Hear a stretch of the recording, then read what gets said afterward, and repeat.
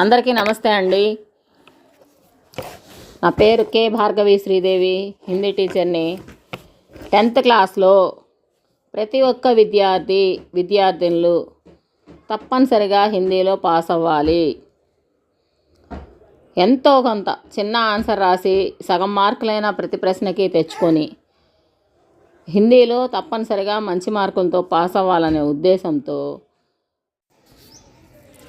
ప్రతి ఒక్క విద్యార్థి తప్పనిసరిగా పాస్ అవ్వాలి. బాగా చదివే పిల్లలకు కూడా క్వశ్చన్ ఆన్సర్స్లో మెయిన్ పాయింట్స్ పడాలి, ఈజీగా గుర్తుంచుకోవాలి ఆన్సర్ అనే ఉద్దేశంతో మెయిన్ పాయింట్స్ని ఇవ్వడం జరిగింది. ఈ అవకాశాన్ని అందరూ ఉపయోగించుకొని ఎగ్జామ్స్ బాగా రాయాలని అనుకుంటూ మీకు ఈ వీడియోని చేయడం జరుగుతుంది. ఇలాంటి క్వశ్చన్స్ ఆన్సర్స్ ఇట్లాంటి వీడియోస్ వస్తాయి ముందు ఉపయోగించుకోండి. మీ ఫ్రెండ్స్కి 10th క్లాస్ చదువుతున్న పిల్లలకి షేర్ చేయండి. ఎగ్జామ్స్ బాగా రాయడానికి సపోర్ట్ తీసుకోండి, మాకు సపోర్ట్ ఇవ్వండి. Thank you all. మా వీడియో కనుక మీకు నచ్చితే ప్లీజ్ లైక్ చేయండి, షేర్ చేయండి, సబ్స్క్రైబ్ చేయండి. తెలిసిన 10th క్లాస్ పిల్లలు ఎవరున్నా ప్రస్తుతం ఈ ప్రశ్న మనుష్యత అనే కవితా పాటలో ఉంది. పాట కా నామ్ మనుష్యత. ఆ కవి పేరు మైథిలి శరణ్ గుప్త్. పాట కా నామ్ మనుష్యత, కవి కా నామ్ మైథిలి శరణ్ గుప్త్.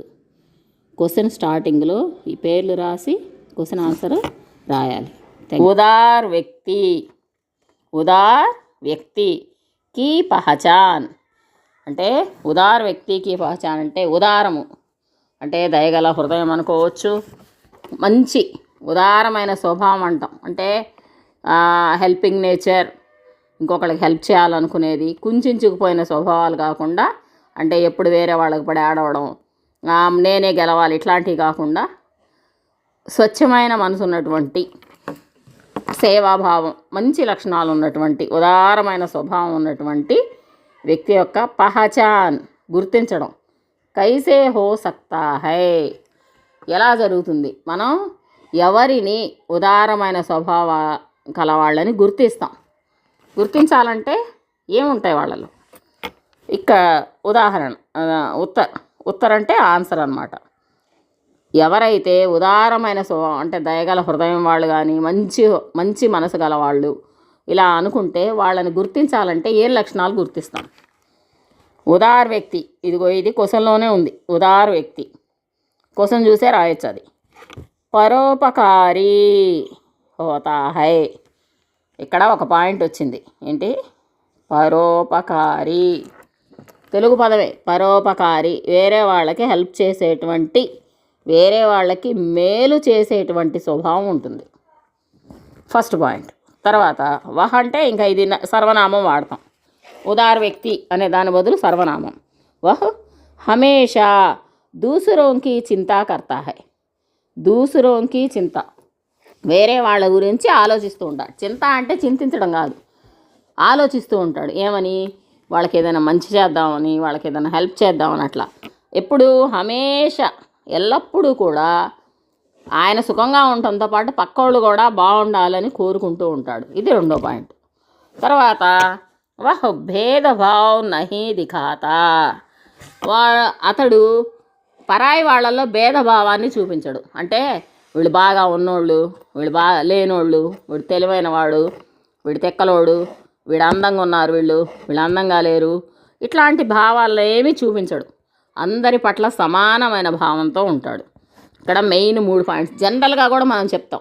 పాఠంలో ఇచ్చిందనే కాదు, జనరల్గా కూడా ఒక మంచి వ్యక్తి అంటే ఎలా ఉండాలి అంటే అతనికి హెల్పింగ్ నేచర్ ఉండాలి, అదే పరోపకారం. ఇంకొకటి ఎప్పుడు ఇంకొకళ్ళ కోసం ఆలోచించాలి. అంటే ఏదన్నా మనకు చేతైన సహాయం చేద్దాం, పోనీ వాళ్ళకి ఇబ్బంది లేకుండా బతుకుదాం. ఇంకొకళ్ళ గురించి ఆలోచించడం అయితే వేరే వాళ్ళకి మనకు అవసరమైన సహాయం చేద్దాం వాళ్ళకి అనేది ఒక విధానం. ఇంకొకటి వాళ్ళని ఇబ్బంది పెట్టకుండా బతుకుదాం. ఈ రెండు కూడా దూసరోంకి చింతా కర్ణ అనే దాని కిందే వస్తాయి. తర్వాత భేదభావ నహీ దిఖాతా అంటే అందరినీ సమదృష్టితో చూడటం. సహజంగా ఇది చాలా కష్టమైన విషయం. ఎక్కువ మంది బాగా అర్హత ఉన్నోళ్ళను, ఉన్నోళ్ళను, అందంగా ఉన్నారనో, తెలివైన వాళ్ళనో ఇలా డివైడ్ చేసి చూస్తూ ఉంటారు. ఇది చాలా కష్టమైన విషయం. ఏది? భేదభావాన్ని చూపించకుండా ఉండడం. ఈ 3 లక్షణాలు ఉంటే వాళ్ళని ఉదారమైన వ్యక్తులుగా చెప్తారు. మన పాఠంలో కూడా అలా చెప్పబడింది. మళ్ళీ ఒకసారి ఈ క్వశ్చన్ ఆన్సరు చూద్దాం. ఒకసారి దీన్ని ఏది బాగా చదువుదాం. చూడండి. उदार व्यक्ति की पहचान कैसे हो सकता है? उत्तर: उदार व्यक्ति परोपकारी होता है, वह हमेशा दूसरों की चिंता करता है, वह भेदभाव नहीं दिखाता. ఇక్కడ చూడండి, వీటికి హై ఇచ్చాడు. ఇక్కడ గ్రామర్ పాయింట్ కూడా ఉంది. ఇక్కడ హోతా హై, కర్తా హై అన్నాడు పై రెండిటికి. ఇక్కడ చూడండి, నహీ దిఖాతా ఆపేశాడు, హై ఇవ్వాల.